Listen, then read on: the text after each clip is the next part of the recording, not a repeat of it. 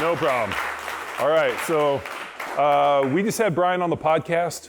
Brian's got a Instagram page called Food Lies, and then he's been working on a documentary. So, and then he invited me to speak in an event in Austin that was kind of a, what would you characterize that event as? We disguised it as a immune system awareness rally. It was really a freedom rally, and about taking health into your own hands. So. Yeah, so the big thing and what I connected with Brian is about personal responsibility, and that and I think what I was telling him, he's like, the crowd looks pretty fit. I'm like, yeah, no, these guys are tip of the spear. Like, you guys have heard, for you, those of you guys that followed us since CrossFit Football, dude, Chris was at our one in Oakland when Rob got up and spoke, the fifth one. What's really cool is you see this kind of changing the guard, where a lot of what he was talking about, I was like, you should have been there about 10 years ago when Rob was really in these fights. So it's been really cool. He's doing a documentary, and I just figured it'd be fun if we could just do a little Q&A, and more importantly, have him tell his story about how he got here, and more importantly, the work that he's doing in terms of trying to expose people to, and it's kind of funny, I'm sure for him, he goes and talks to people where it blows their minds. For you guys, are going to be like, yeah, what the fuck are you all talking about? But I thought it was a great story. Did any of you guys listen to the podcast we did with him? Cool. All right, so yeah, let's start it. So let's get a little origin story. Wow, yeah. Well, I'm from Hawaii. I grew up, we were eating the food pyramid. My family was just like, hey, rice and pasta and low-fat this and low-fat that. And it really caught up to them quickly. So I've never ate out a lot. It was a big treat to go out to eat. So a lot of people just blame these ill health problems on fast food. It's like, well, we didn't eat a lot of fast food. And so I'll just jump ahead. I lost both of my parents at 30 years old. I'm 38 now.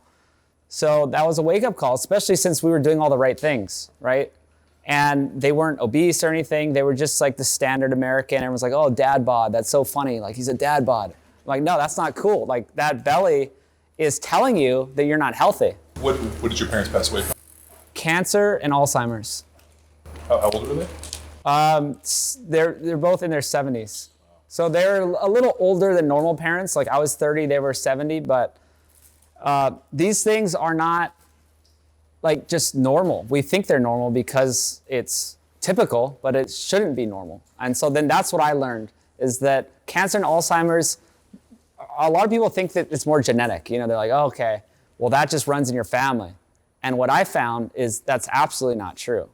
And that humans are not, I just went to Africa and saw humans. I hung out with a lady who was 120 years old. She was dancing, she was going nuts, Like, this is not normal for people to just die. So people know that type 2 diabetes and obesity have to do with diet, right? So some things people know they're to do with diet. But what I'm finding, and many people are finding out, but not in the mainstream, is that stuff like Alzheimer's, cancer, all these other things are directly related to diet and lifestyle. And so we just need to recognize that. So that's kind of my beginning story, is that I just was woken up. I couldn't eat whatever I wanted to anymore at 30. I was like, oh, wait a second. And I made a few changes, and my whole body composition changed since then, and my health changed. And yeah, I don't get sick anymore. I don't have allergies anymore. I don't have joint pain. Like, all these things just went away, but I was always fit. So this is a big message for me, or your clients. A lot of people think they're fine. They think they're fit. They're like, yeah, I have abs, but that doesn't mean you're fit, or it doesn't mean you're healthy. There's another level out there. So how did you get started on the project for the documentary? Well, I grew up doing film stuff, and it kind of just came back around when I saw What the Health. Did anyone see What the Health? The stupid vegan film, and now they have the Gamechangers.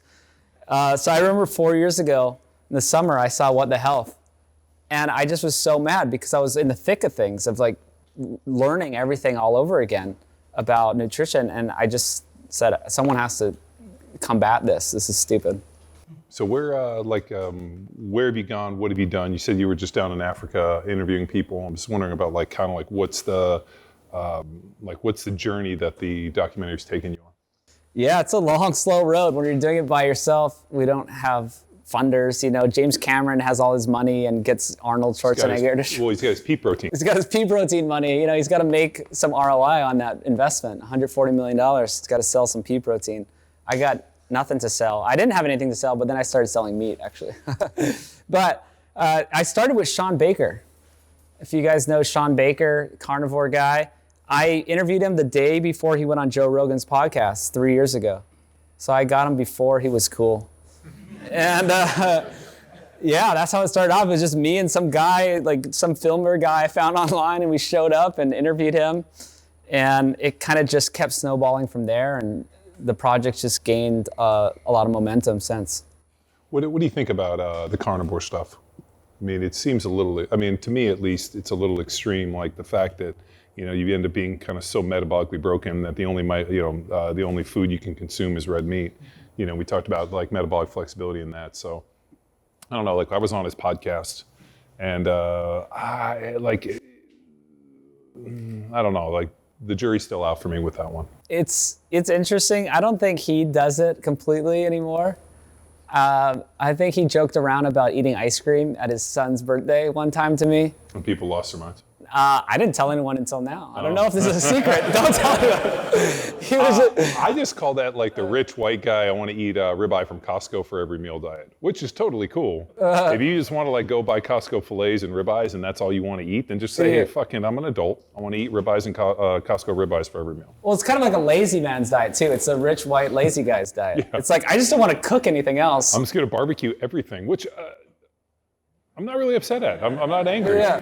I just want to throw like maybe some salad in or maybe mix up, you know, some other something. Yeah. So I have mixed feelings about it. I think it's super effective for short periods of time.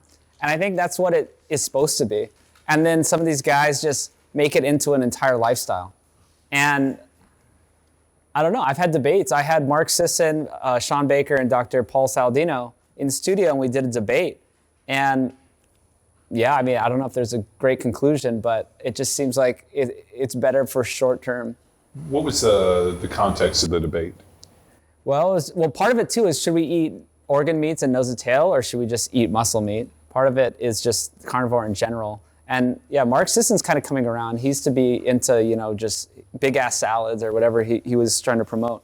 But he's kind of heading that direction too. Well, he's got a lot of bitch and salad dressings. Yeah. So the Primal Kitchen sold for big money. So, I mean, he's got to be like, I'm a fucking salad guy now. He was easing back on the salad talk, though. Yeah. In that discussion, he was saying, you know, I'm finding that maybe it's not super necessary to fill up your diet with tons and tons of the salads. But yeah, it was more just a discussion, really. I think there's a lot of, there's a lot of variations. Now people are doing meats and sweets. Has anyone heard of meats and sweets? That's a new one. What is that? So it's like carnivore plus fruit, or like carnivore plus honey and fruit and stuff. So some of these guys are getting into that. And so basically what they're doing is they're moving towards what we call the non-crazy person approach. I'm gonna eat some animal proteins, I'm probably gonna eat some vegetables, and if I go to a birthday party, I'll probably have some ice cream. Kind of. And I'm not gonna eat like an asshole. That's kind of what it is. Right, well, it comes full circle, and I've kind of come full circle too, because I've spent many years on this, and I just look at research. I go to conferences, I talk to scientists and doctors, and I've kind of been all over the place. But I kind of get what some people are on this journey, where they go extreme, and then they come back to just a sensible approach, kind of what you're saying. But it's like people have to get there, and then they come here, and that's what I found is there's certain things to avoid, and then there's certain things to keep in. And you're right, it's just animal foods and some other whole foods and vegetables. It could be potatoes, it could be even white rice. A lot of people, you know, like vertical diet or something, right? Get some white rice. That's fine if you're working out, and some fruit and some honey. So it's like it took people like on this whole journey to go through carnivore, and they got all obsessed with it, and then they realized, oh, you know, like Paul Saladino's, he had some problems with electrolytes or just not getting enough of certain things. And he was so zealous about the carnivore diet. And then all of a sudden he's like, oh yeah, but let's eat fruit now. You know, it's like, and then I'm like, yeah, I know. I was like trying to say that this is just there is a sapient approach, which is what I'm calling it, is that we can just do a diet that's heavy in animal foods, of course, that's great. That's what humans have probably always done. But don't get extreme about it. Don't get dogmatic about it. That's why I like that Sean Baker said he ate ice cream. Yeah, when I was on his podcast, there was a lot of what's the right word? Like a lot of hearsay. You know, it was a lot of like anecdotal stuff. Yeah. And it just, you know, and then I don't know if you guys heard the podcast I was on. It was also kind of weird in that he asked me a question and then he would mute me, and then he turned and he was obviously working on his computer. So at that point, if you're gonna pretty much put me on mute, I'm gonna go fucking ham. You guys know me, and I'll just talk shit to you. And I did, and the dude didn't even notice. And I'm like, you're not even looking at me right now. This is amazing. But you know, and I think like all this stuff kind of goes back. Like everybody knows about what's right, and the problem is for nutrition, it's very similar to religion. The more extreme it is, the easier it is to get people grouped in it. So you're like, you know what, we're gonna eat no meat, we're only gonna eat vegetables. Okay, let me get these people on this side. No, fuck the vegetables, we're gonna go over here and we're gonna create factions. And it's easier to put people out on those rails because people love extremes. And it allows them to control this stuff. But what have we talked about, right? What's the least non-crazy person approach?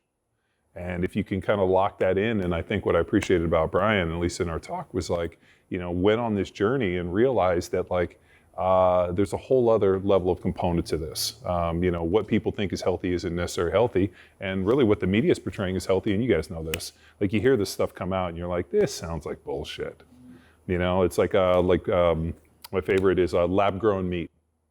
Has anybody here been like, ooh, I can't wait to get a hold of that lab-grown meat? No, that sounds awful. Or like, oh, we have the better than meat burger. And you're like, well, can I just get the burger? You keep the better? Like, who's fucking excited about better? Like, there's nobody. Even the people that claim they like that, they don't like it. And I tried it. It tastes awful. It literally, they're like, no, it tastes just like meat. I'm like, no, it doesn't. I know what meat tastes like. This is a terrible fucking option. And, you know, and like, and then, you know, then the next pitch is, it's healthier. And you're like, no, it's not healthier. And then the next pitch, and then the next pivot is what? It's more ethical. And you're like, no, it's not. The most ethical diet is one of pasture-raised meat and probably a little farm that you have in your backyard. Why? We had I don't know, there's a guy that follows Power Athlete. He's a farmer and rancher, and it grows beans. And when we got into the vegan debate on Instagram, he chimed in. He's like, no, I have a couple hundred acres of bean fields. And he goes, the amount of dead animals that I have to pick out of the combine as we go, he goes, is epic. He goes, it's literally a bloodbath.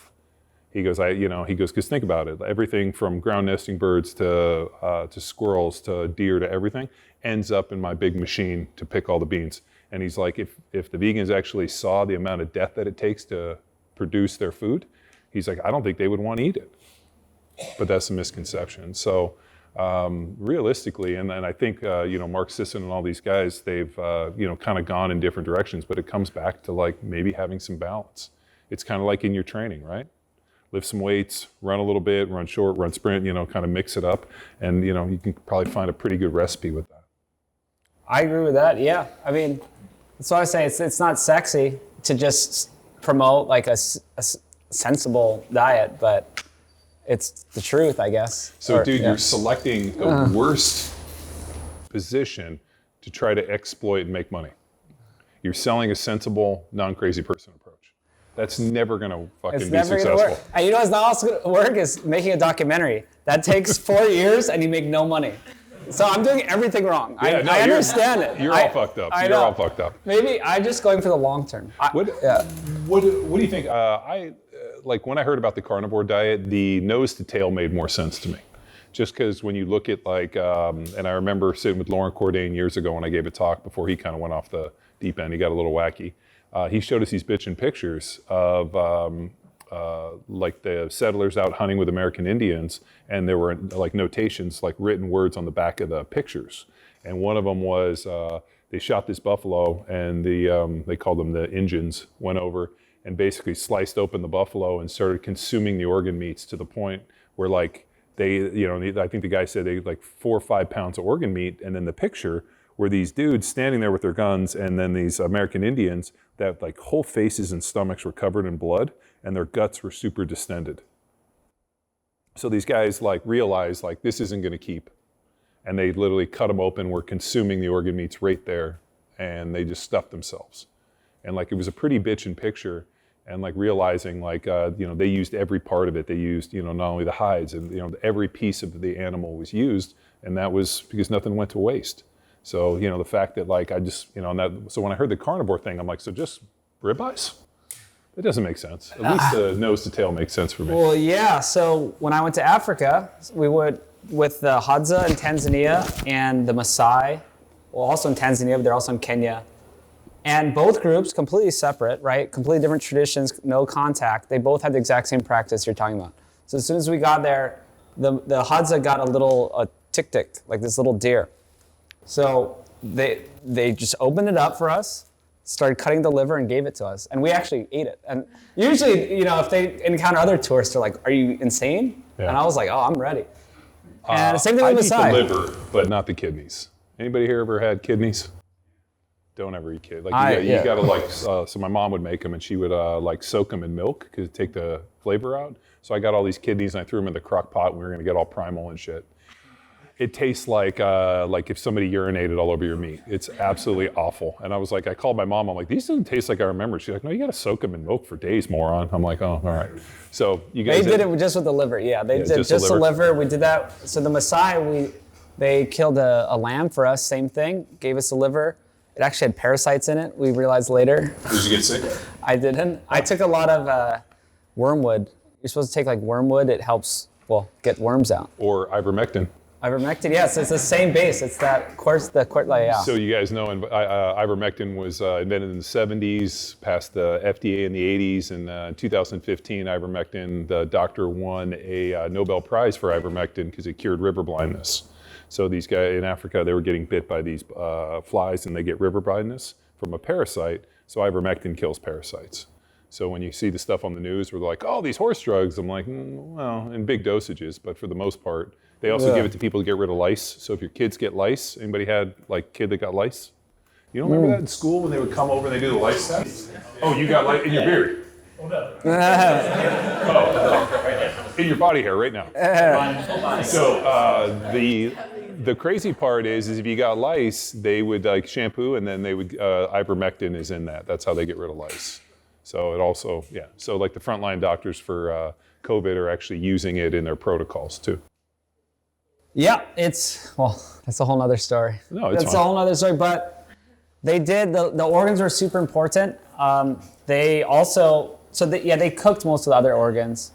They ate everything. They opened the bone. They were just sucking on bones all day, just getting like any bit of bone marrow out of there. They cooked the head. They cooked the head and then opened it, and we ate the brains. I mean, they're savages, man. Yeah. They know what's up. Well, what's crazy, if you see the Maasai, they're all like 6'7", 6'8", and they're all like this tall, and they're all super healthy, and because they eat a diet of meat, and then they drink this porridge made of cow's milk and blood. Mm-hmm. And so that's pretty much their diet. They eat meat and that. And then all of a sudden, though, they have a really cool or interesting study where they those guys are the hunters. When they retire the hunters and they become old, they basically like move them out of the village and send them to another village, and then they feed them like grains. And then you know what happens? In like 3 years, they're all dead. They all get obese and they die of heart attacks, the old people. So the minute they start hunting, they're like, you're no longer a hunter, now you get corn. And then they die. So there's a really interesting study like looking at the Maasai when they retire the Maasai. They're like, they go from being these like uber tall jack dudes that have like a 20-inch vertical jump or a 40-inch straight leg vertical. And then they're like, okay, you're retired. We put you over in a hut and now you're done. So pretty well. So with the vertical, I thought I had a good vertical. I jump with them, we do the dance with them, and I saw a video, and they were like here, and I was like, it was a joke. Yeah. But also the interesting little tidbit, I forget the names, like Kikusu tribe. There was some tribe that was right next to the Maasai, and they were more plant-based. And these tribes have been like co-evolving for generations and generations. And the other tribe is like 5'6", and just nowhere near like the warriors that they were. And I always tell people, like, how do you think they got there? Like, oh, that's just their genetics. It's like, how do you think their genetics got that way? Yeah. Right? It's like, there's a great study too with height, and it was called 105 studies and the correlates of height to health or something, or male height. And they did a study, so as you go away from the equator, people got taller. right? It was very linear. So around the equator, they were shorter, and then as they go away, they're taller, like the Vikings, right, up north. And then they directly correlated. It's a very linear correlation. You can see all the graphs. It's just very linear with how much animal protein they consumed. And quality, they called it quality protein, and it was just animal eggs, Well, think about dairy. it. If it's cold for 6 months out of the year and you live in like Norway, what do you have access to? Like the only green stuff you're getting is you're scrubbing out of the inside of an animal. So I mean, like the, but then if you go into the really cold parts of the country, and I know this because Matt Lalonde fucking lambasted me on this, why are the Inuits look chubby? Because it's cold all the time. So like if you get into a society where like, you're in Arctic temperatures all year around, like even though they eat the meat and they're pretty healthy, they all have to carry a ton of excess body fat just for warmth. So that's why like you go to the equator and everybody's super lean because an excess body fat doesn't help. And the Inuit, they're shorter. They're the only exception to the rule with the North. And I think that's, people describe it too, because they have to, a circle is the most surface area for body, to trap the most body heat. You don't want to be super tall. But yeah, if you look at like the countries where it's like cold for half the year and then that, like people are usually, pretty tall. Yeah. And so I was saying with the genetics part, so it's like, why do you think that the genes develop this way? Like, why are Asian people generally shorter? Well, they're living off, people are saying, oh, but they eat rice and they're just plant-based and this. Like, well, it didn't turn out very well. If you're looking at like their height and their, Well, there's also a region in China that has some of the tallest people. Have you like Mao Ying, where he's from? There's a region in China where like all the people are like 6'10" and above. And they are predominantly meat eaters. They eat meat. And Hong Kong is the longest lived population, and they're also the highest meat eating population in the world. So they have both right now. As of now, they have both records, which is a nice little correlation. So you got to go see the Maasai, you got to go to Africa. Where else have you been? Canada, we've been to some farms and ranches in Canada. We've been to Joel Salatin, people have heard of him probably. Yeah, Polyface Farms. Polyface. We went all over California, Texas. Nothing too exotic other than Africa, yeah. So what was the mission? Like, when you sat down and you were to put a stake in the ground and say, hey, what's the mission statement for this documentary? Like, what am I hoping to see and what's the information I'm going to collect and what's the argument that I'm trying to make? Well, the question is, what should humans eat? And that's kind of what everyone wants to know. It's so confusing. Nutrition is so conflicting. Why is that? How long do you have? Well, what do you guys think? There's conflicts of interest. Is it just financial? Is it that cui bono, who benefits? That, if you think about it, and I don't like, you guys know I hate tinfoil hats, I don't like conspiracies. But if you think about it, I think I was telling him, I had an opportunity to go speak at a conference on national security up in Pennsylvania. So I got invited to the War College, and there's a bitchin' deal. So I was sitting in a group, and one of the doctors that was the other invited guest, who was orders of magnitude smarter than me, like PhD from like India, just really sharp dude.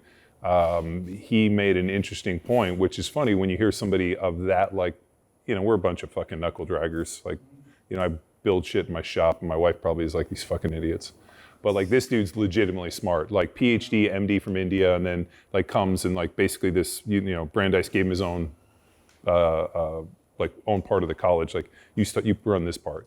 But he made an interesting point where he's like, who benefits by like let's say diet and like misconstruing diet and exercise, who benefits in that one? And he's like, the drug companies do. And he's like, you got to remember, and the part that I presented on was the largest threat to national security is the lack of physical fitness for kids that are going to be of military age. So less than 25% of the United States, 16 to 18 years old, is fit enough to basically join the US military, which has awfully terrible reduced standards, right? And then the other piece is the idea of like a threat. Like let's say, Red Dawn theory happens, right? And we see Russian parachuters coming out of the sky. How many Americans of like adult age are fit enough for like the calling out of the militia? And we were talking about that I was on a podcast recently talking about that. And that was even scarier because it's less than 10%. So less than 10% of adults somewhere between the age of 25 and 45 are fit enough to like fight hand-to-hand combat or like hike over a mountain, carry shit. It's absolutely insane. And so this doctor, his piece was based on the largest threat to national security is the U.S. dependent on pharmaceuticals not produced in the United States. What percentage of drugs do you think are produced outside the United States? 70% are produced in India alone. And the U.S. has the largest pharmaceutical dependence of any other country in the world. So like that was his threat, was like, well, what if they just the ships stop coming, we stop shipping it? Like, what are people gonna do? Yeah, so like it was really, really eye-opening because I was like, wow, these are really smart people talking about really big conspiracy thoughts. But, you know, for what Brian said, like who benefits by confusing people on diet?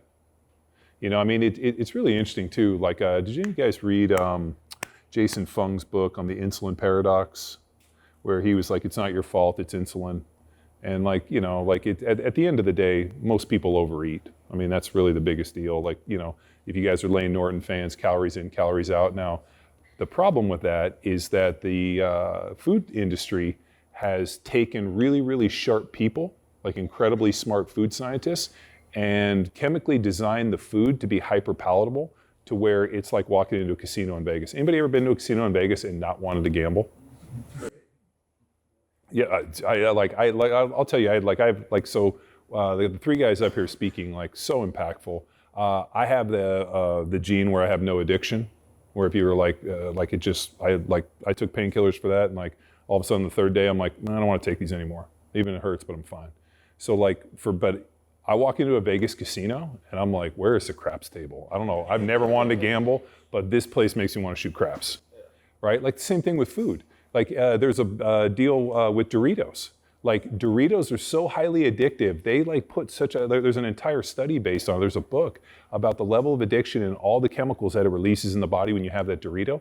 Nobody eats one Dorito, and that's by design. So you can say calories in, calories out, which of course makes sense, a law of thermodynamics. But at the end of the day, if the food is so hyper palatable that like it's cranking up our most primal basic instinct to want to fucking consume it, like, okay, yeah, everybody overeats, but like at some point you got to at least cut us a break, right? The one thing that's not overly, and I think what he was getting into and what I was gonna, you guys know I'm long on the segments. We were talking about like the difference between processed, like why are some foods healthy or processed and others aren't? And you guys have heard me say this for shit over a decade, like one ingredient, like the most basic food, like, I mean, try to overeat on steak. Let's fucking go. Like we go to like Fogo de Chao and what happens? You're like 3 pounds later, you're sweating, you feel sick, you go home, you get up the next morning and you're like, I just lost 3 pounds. This is amazing. Right? All of a sudden you go and you're like, you go to like a Italian restaurant, you eat all that pasta and you're like, I think I'm gonna puke. And then the next day you're like, I gained 10 pounds. I mean, so it's like there's a really interesting and like, it's not as simple as just calories in, calories out. And it is, I mean, if like, years ago we had to do it on the podcast, it's like, hey, if you can balance a spreadsheet, you can get anybody in shape. And it's true. Paul Carter, who's here, is fucking a wizard in terms of getting people in shape. And it's about, balancing macros and like making sure that their calories are in, deficiency and training the deficiency. And there's a whole thing where, you got to be hungry. But for the most part, in this time, like people don't understand that idea. They don't understand that to like truly get shredded, you got to be close to death and really fucking hungry.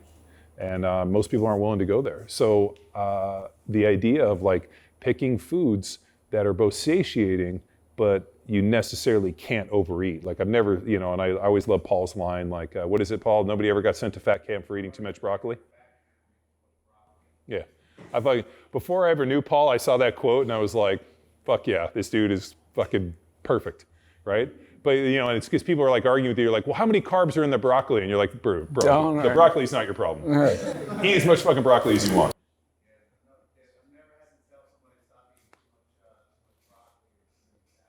Yeah, it just doesn't exist. But the problem is that if you can steer away from these, like, and you guys know what these foods are. If you go to the supermarket and you walk by, they catch your eye and you're like, I don't even know what those are, but those look good. And I know this because I make the mistake of taking my kids to the grocery store. And I push the cart and I see what like their eyes go to and they're like, what is that? And I'm like, what is that? And they bring it over, can we get this? What do I say? No. Go ask your mother. And then she's like, my wife will go over there, and she's like, why do you keep sending them over to me? Because I don't want to say no all the time. I'm like, but it's because like we are, the American population is not well armed to deal with this. So you guys as agents of change and being hopefully they're, pipelined, away from insanity is like, hey, like, let's look at this thing. I mean, Chris's story of being, what were you, 5 foot, 410 pounds? 5'7", 410. I like can't even imagine. I'm really glad you can't. No, yeah. I mean, and you're like, I started feeling better a lot. Yeah, no shit. I mean, like the G forces. But like, there's a situation where like, you didn't, you grew up in a pretty rural, like disadvantaged kind of financial situation. So like, it's not like, well, it's like, you go to Samoa or those islands and the real fat people are the rich people because they can have food. Like you have food that is so hyper palatable and so calorically dense that's so cheap that, it's like the one thing I blow away is in Orange County, they, because the weather's so nice, there's a lot of homeless people. They're all super obese. And I'm like, how come the homeless people are so fat? Right? Because people throw away a lot of good food and they're going to fucking crush it. Correlation between poverty and obesity. Yeah, it's really high. And it's like, why? So obviously it's not because you're poor, you don't have food to eat. It's because that the food that's so cheap is so hyper palatable, and that's the shit that packs on. And that's where I think what we forget all too often is we are advanced beings. So like we are in this like hardware where our hardware is fucking sending us to the moon, but our software is probably 40,000 years out of date. We are like, at the end of the day, we are like within our own most primal, basic, like, if we went back in time in a time machine, which I'm sure Rudy Reyes will show up in any minute. For those of you guys who are at the symposium with Rudy, there's a real situation that if we went back in time with Rudy and they dropped us in there, like the individuals probably look a lot like us and they're wired the exact same. So we're in a situation where like our software hasn't caught up with where hardware is. So for a lot of people, they're just like, yeah, I mean, it's easy for Lane Norton to be like, well, you eat too much. Well, yeah, no shit. But have you ever had a fucking Dorito? Like, I can't eat one bag. Like, there's a reason. And like pizza and all the other shit, like all that stuff tastes phenomenal. Like I tell people all the time, I'm like, there were pizza places in Philly that I can still drive you to blindfolded. But at the end of the day, I know like, cheesesteaks and pizza, not healthy food to eat. You're gonna look like shit. You're gonna look like a cheesesteak. So I think in the segment I was trying to get to, for processed foods and all that. Oh yeah, well this is my favorite topic really. And I did a podcast with Lane Norton a long time ago. And we had this debate and I stumped him a few times. It was pretty funny. But we're still in this like low key war. But well, you don't have a PhD, so therefore nothing you say is of value. Okay. So I can't start. It's okay. This is a safe space. This is my favorite topic because anyone can make a diet on paper that can be any amount of calories. Anyone can do that. But can you stick to it? Can the client stick to it? It is meaningless to make a calorie deficit diet on paper and then what the reality of it. Yeah, someone could stick to it and they'd be white knuckling it and starving and about to die. But my whole thing is how do you make something that someone can stick to and enjoy and still be in a calorie deficit? So this is my argument with him, and I have imaginary arguments with him a lot, actually. It's kind of funny. You're laying in bed being like, I'll get you Lane Norton. And I have this point, I'm like, this point is so good. And people call him out in my posts all the time. It's kind of funny. He never responds. They just put like clown, bio Lane, and he never responds. But it's about satiety. So it's about protein and processing. So these are my two things. So all the things you're talking about, like hyperpalatability, and the reason now that this is the only time in history people are both malnourished and obese at the same time, which should be a wake-up call, is because of the protein and the processing. Okay, so why is food, other than the fact that you're adding 34 flavors to Doritos to make you addicted to them, but why are Doritos bad? Why is pizza bad? And when you look at it, it's because of the amount of protein and the processing that's done. So has anyone heard of Dr. Ted Naiman? He's like a doctor on Twitter. He's great. His thing is the protein to energy ratio. And this is everything to me. And it fits in with the protein and the processing. So if you look at any food, and want to know if it's good or bad, you look at the protein to energy ratio. So pizza has a terrible protein to energy ratio. You have some cheese and some pepperoni. That's not a lot of protein. I don't need this negativity in my life. It's so good. No, I'm kidding with you. So when you say like protein to energy, protein to total calories. Energy is fat or carbs. So pizza, maybe there's like 10 grams of protein. But there's 2,000 calories. Yes. So per slice, or it's like you're getting like 100 grams of protein for 2,000 calories, or like probably like 60 grams of protein per 2,000 calories. That's terrible. And so you could go into all these ways of why Doritos are bad or why processed food is bad, but I think at the core of it, it's because it has a low protein to energy ratio. Well, what if we took the Doritos, crushed them up, and then rolled them in steak? What about that one? I mean, that wouldn't be bad. Yeah, So- what's the beef to Dorito ratio? So there's like a picture, a graph, like an X, Y axis. So like down at the bottom is sugar, flour, oil, the worst 3 ingredients you can eat. At the top is pure whey protein, that's 100% protein. And what really, it's like everyone eats on a spread. So every food is on a spectrum, and everyone's diet is the average of the foods they eat. Okay, so if you just get it right in the middle, it's kind of like equilibrium, it's balanced, and you'll kind of have weight maintenance. So the idea is everyone, but most people are down here, they're low. So what are the processed foods? Think of processed foods like the chips and like hot dog with a bun and the pizza and the soda, French fries, all that stuff. It's bad for other reasons, but I think it's mainly bad because it's mostly energy and not enough protein. Protein has so many benefits. It's not even like a calorie. I don't think we should include protein in calories. Mm-hmm. Like it has a higher thermic effect. So the TEF is a thermic effect of food. So just by eating protein, you're burning more calories just digesting it. There's so many advantages to protein and satiety filling you up. So most people are down here on their protein to energy ratio when you look at their diet over the course of a month, just arbitrary amount of time. All we're saying is move up that ratio. So when people ask me, I play beach volleyball, stuff like that, random people I meet, right? They're not in the nutrition world, they don't know anything. They're like, what do I do? I hear you're, doing a podcast, making a movie, all that. I'm like, cut your processed foods and just replace it with meat. That's it. So it's like you're adding more, that's bumping up your protein to energy ratio. All the processed foods are just diluted of protein because protein is the most expensive, it's the least shelf stable, and so all processed foods are just stuffed with the cheapest ingredients, which are just pure energy that your body, and also it's the refined energy, that's where the processing component comes in, is the farther down you process a food, well, mainly carbohydrates really, the farther down you process them, the worse they interact with your body and your gut hormones and insulin, back to Jason Fung, is, higher glycemic index and all that type of stuff. So the level of processing matters. His insulin paradox was pretty much disproven. So, yeah, and he still beats that drum, which is crazy. He won't back off on it. The secret sauce for anything is actually fat and sugar.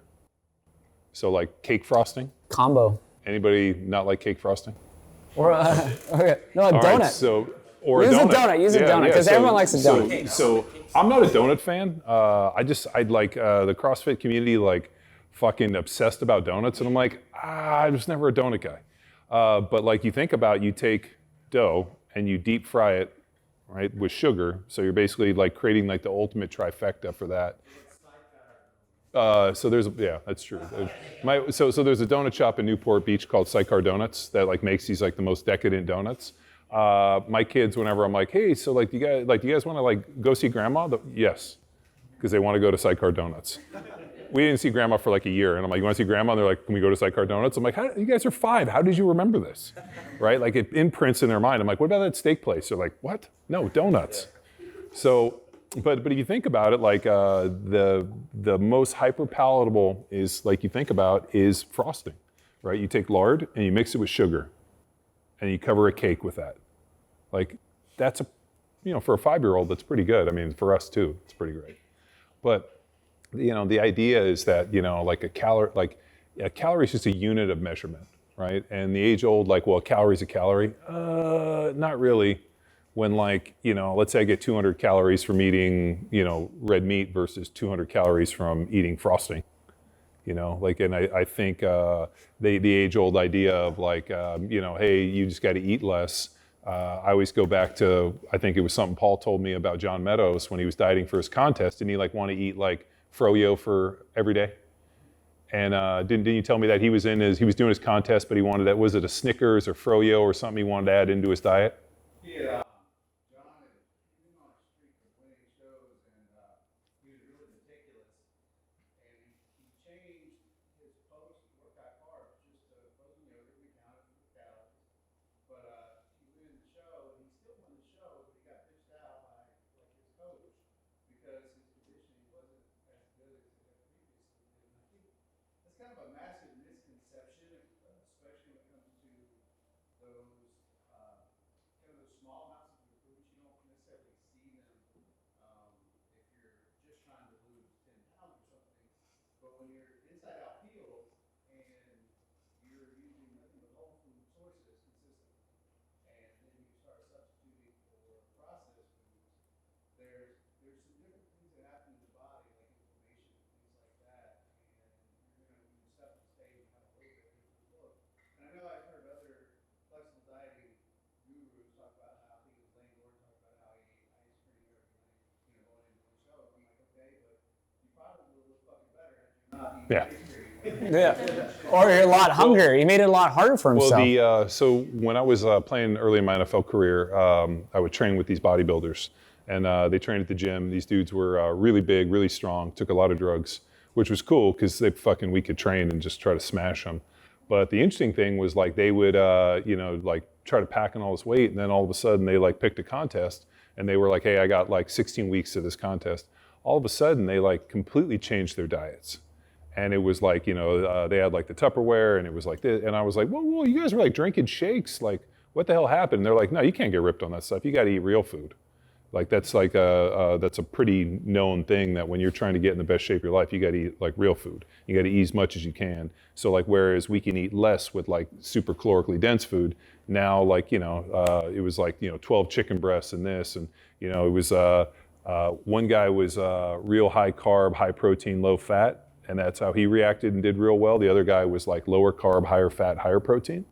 And both these dudes were, you know, like, you know, not professional stepping on stage, but, you know, winning a lot of local shows trying to be pros.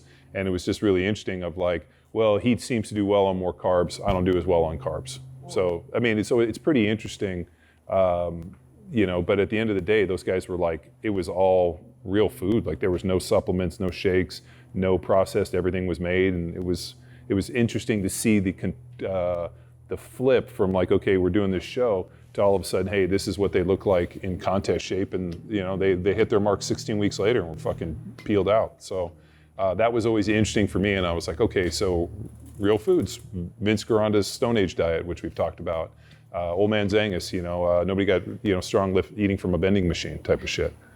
So, I mean, all that really has roots, and we know this. People have been saying this for years and years and years. And the problem is that people just get soaked with the media. And I think a disinformation campaign is most effective when you don't know what to believe. So like, you know, when you think about like, you hear disinformation campaigns and communists and all, you hear all this fucking tinfoil hat stuff, but at the end of the day, the goal of a disinformation campaign isn't to sell you the wrong information. It's effectively to put out so many conflicting views that you as an individual don't know what to believe. That's why the fat acceptance movement exists. I figured it out. The fat acceptance movement exists because of the confusion and disinformation campaigns, that it's so backwards that people have given up, and people who are obese, they're saying, I've tried it, I've done the diets. Yeah. And I said, no, you've done the wrong diets, you've had the wrong information, so you're at a loss, you say you tried it, and then I understand why they want to move to just accept me because I'm fat, because I've tried everything. But you get it, right? Yeah. They just have the wrong information. Well, I think eventually people get to the point where they're like, I can't do it. You know, there's a reason that pro-level bodybuilders have bodybuilding coaches. It's a reason that the strongest dudes in the world have coaches. Like, I think everybody has to have a coach. You got to have somebody you can reach out to that's like, am I crazy? No, you're right on track.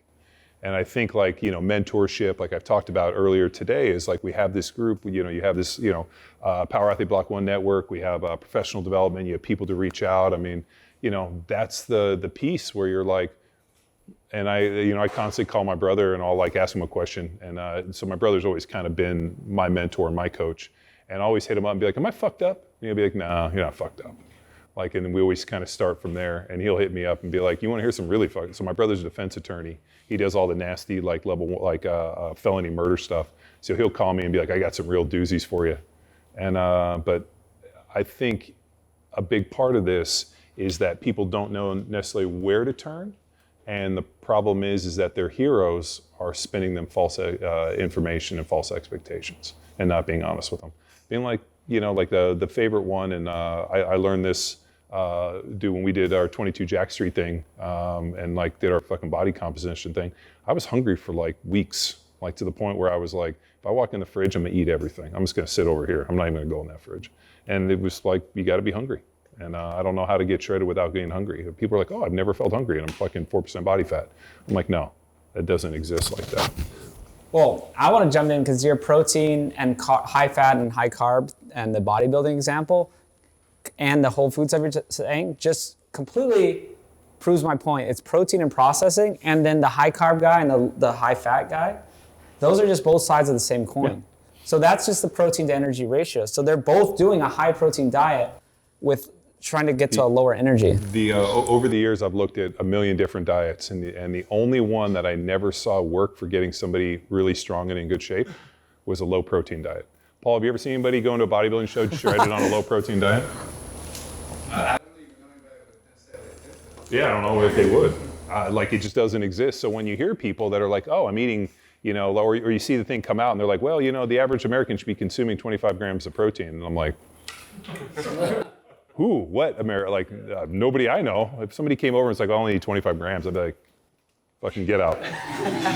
So it's like, I know a lot of this is repeat because you guys listen to the podcast and you guys are super dialed and we've been on this journey for a long time. So it's always good to get in there and laugh and take some cuts. But I was happy that Brian could jump over. He's local to us and come and chop it up with you guys. So he's going to be here. We're going to end. Now, it's not ending.